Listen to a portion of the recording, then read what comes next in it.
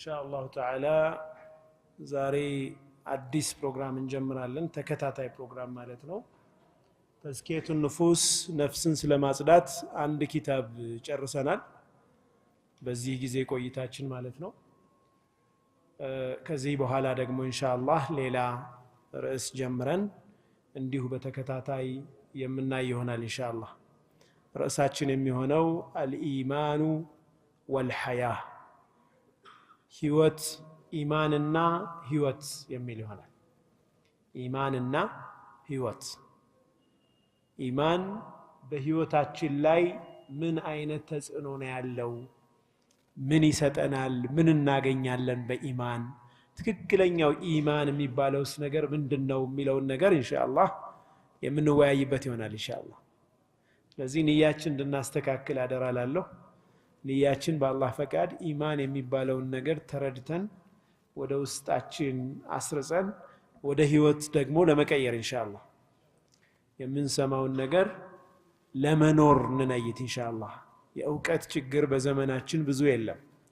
የመረጃ ችግር ብዙ የለም። ያለው ችግር ምንድነው? የመተግበር ነው። ሰሃቦቹ ላይ ነብያችን አለይሂ ሰላቱ ወሰላም በሰሃቦቻቸው ተከበው አንዳንድ ትምህርት ሲሰጧቸው ከሰሃቦቹ መካከል አቋርጠው የሚወጡ ነበሩ የሚሄዱ። ምን ለማድረግ? ያቺን የሰማትን ሄደው ሰርተው ለመምጣት ማለት ነው። ለምሳሌ ስለ ዝምድና ሐቅ ከተነገረ አቋርጦ የሚወጣ ሰሃባ ታገኛላችሁ፣ ሄዶ ዝምድና ሊቀጥል ማለት ነው። እንዲህ አይነት መንፈስ ያስፈልገናል ኢንሻአላህ። የመተግበር ንያ ማለት ነው። እውቀት በጣም ጠቃሚ ነው። እጅግ በጣም የሚጠቅመው ግን ሲተገበር ነው። ካለዛ ምን ይሆናል? በእውቀታችን ምን ሰራህበት ተብለን እንጠየቃለን። وعن علمه ماذا عمل به ነው አሉት ነብዩ ሰለላሁ ዐለይሂ ወሰለም። የቂያማ ቀን የሰው ልጅ ከቆመበት አይንቀሳቀስም አራት ነገሮችን ሳይጠየቅ በፊት። አንደኛው እድሜውን በምን እንዳጠፋው፣ ሁለተኛ ወጣትነቱን በምን እንዳበሰበሰው፣ ሶስተኛው ገንዘቡን ከየት እንዳመጣውና ምን ላይ እንዳዋለው፣ አራተኛ እውቀቱን ምን እንደሰራበት። ይህንን ሳንጠየቅ እግራችን ከቆምንበት አይንቀሳቀስም። ስለዚህ ኢንሻአላህ የመተግበር ንያ ይዘን እንከታተላለን በአላህ ፈቃድ። قضية الإيمان ኢማን የሚባለው ነገር ተራ ጉዳይ አይደለም። በጉዳዮች ቅደም ተከተል ውስጥ ወደ ታች የምንወስደው አይደለም። ሃሚሽ አይደለም። የጫፍ ጉዳይ አይደለም። እጅግ መሰረታዊና የህልውና የመጨረሻ እጣ ፋንታ ጉዳይ ነው ኢማን ማለት።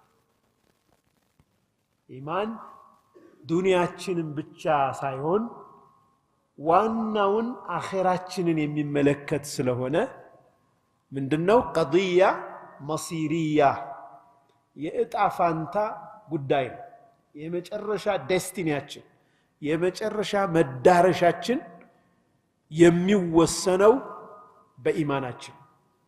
አላህ Subhanahu Wa Ta'ala فمن زحزح عن النار وأدخل الجنة فقد فاز ከጀሃነም ራሱን ማራቅ ችሎ ከጀሃነም የተራቀ ሰው وأدخل الجنة ጀነትን የገባ ሰው فقد فاز ስኬታማ ሰው ማለት እሱ ነው ብሏል አላህ Subhanahu Wa Ta'ala።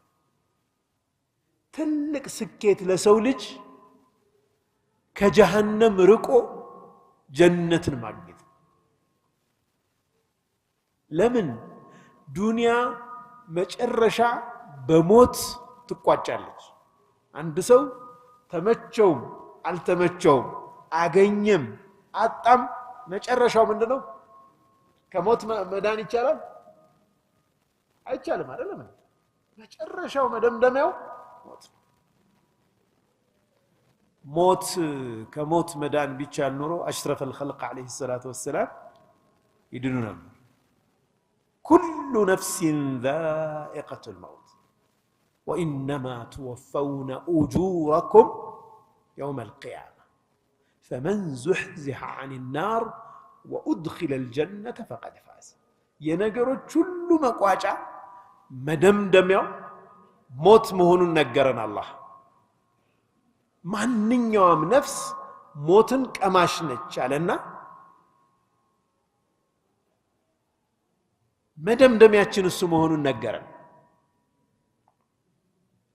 ነብዩ ሰለላሁ ዐለይሂ ወሰለም በአንድ ሐዲስ ላይ ምን ይላሉ ዱንያ ላይ እጅግ በጣም ድሎት ላይ የነበረን ሰው አላህ ጀሃነም ውስጥ ለሰከንድ አስገብቶ ሲያወጣው ምን አሉ ዱንያ ላይ የነበረውን ደስታ በሙሉ ይረሳዋል አሉ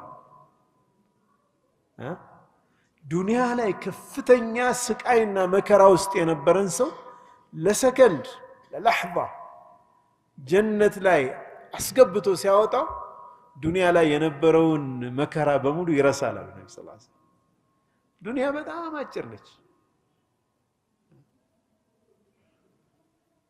በጣም አጭር ነች ደስታዋም ሐዘኗም አጭር በሞት ይጠናቀቃል ያኛው ዓለምስ አበዲይ ነው ዘላዓለማዊ ነው ደስታውም ዘላዓለማዊ ነው ስቃዩም ዘላዓለማዊ ነው ስለዚህ እውነተኛ ስኬት ማለት ለዘላዓለማዊው ዓለም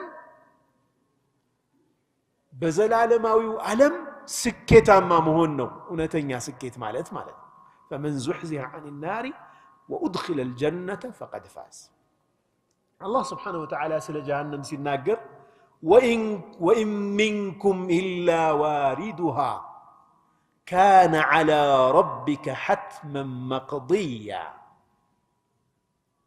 ثم ننجي الذين اتقوا ربهم إلى الله ከናንተ ውስጥ ማንም የለም ይላል አላህ ማንም አይቀርም ምን በሲራጥ የማያልፍ ወደ ጀሃነም ድልድይ የማይሄድ የለም ይህ የጌታችሁ ቁርጥ ያለ ውሳኔ ነው የማይቀር የሆነ ፍርድ ነው አላህ ከነኚህ ሰዎች ከናንተ ውስጥ ግን አላህ ከናንተ ውስጥ ማንን ያድናል ثم ننجي الذين اتقوا ربهم ጌታቸውን የፈሩትን ሰዎች ምን እናደርጋቸዋለን ከዚህ ነጃ እናወጣቸዋለን ይላል አላህ እውነተኛ ደስታ እውነተኛ ስኬት ማለት ከሲራጥ መዳን ከጀሃነም መዳን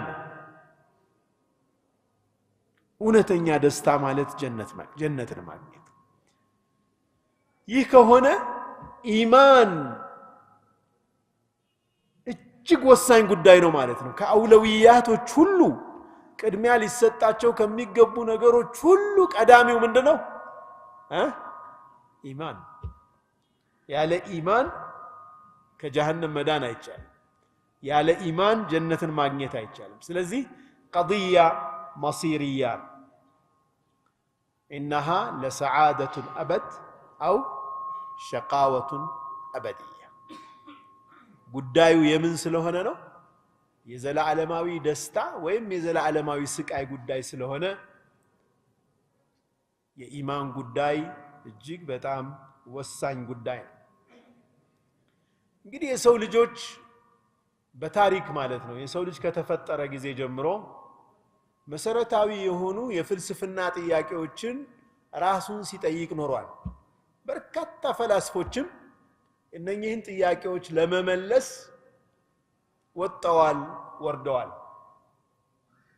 በርግጥ የወህይ ብርሃን ያላገኘ ሰው ትክክለኛ ምላሽ ሊያገኝላቸው የሚችል ጥያቄዎች አይደሉም ከዓቅል በጣም የላቁ ስለሆኑ ዓቅል ወህይን ለመረዳት ይጠቅማል እንጂ ከወህይ ውጭ ሆኑ ማነው ከዓቅል በላይ የሆኑ ወህይ ሊመልሳቸው የሚችሉ ጉዳዮችን ይከብደዋል ዓቅል የቲህ احيانا ይዋልልና ይጠፋል ያልሆነ ድምዳሜ ውስጥ ይደርሳል በጣም የሚያስቅ ድምዳሜም ላይ ይደርሳል አርስቶትል ይባላል የሰው ልጅ አፈጣጠርን ሲያስብ አሰበና ሴት ልጅ ማለት አለ woman is unfinished man አለ ሴት ልጅ ማለት በአፈጣጠር ሂደት ውስጥ አፈጣጠሯ ያልተጠናቀቀ ሰው ወንድ ነች አለ አማስቂኝ ነገር ነው አይደል በቃ እሱ ዝም ብሎ ሲያስበው እንግዲህ የደረሰበት በርግጥ እነኚህ ፈላስፋዎችም ሐቅ ላይ ለመድረስም የጣሩ የደረሱም ነበሩ ለምሳሌ ሰበብያ የሚባለው ኮዝ ኤንድ ኢፌክት የሚባለውን ሐሳብ በምክንያትና በውጤት ሎጂክ መሰረት ማንኛውም የተገኘ ነገር አስገኝ ስላለው ማንኛውም ውጤት ምክንያት ስላለው ይሁሉ ፍጥረተ ዓለም ያለ ፈጣሪ አይገኝም አስገኝ አለው ብለው ድምዳሜ ላይ የደረሱ ትልልቅ ፈላስፋዎች አሉ የሰው ልጅ ከዚህ ውጭ ማሰብ አይችልም እንግዲህ ሁሉም ነገር ድንገት ያለ ምክንያት ነው የተገኘ የሚባለው አስተሳሰብ ከኢማን ውጭ ሆነ አስተሳሰብ ነው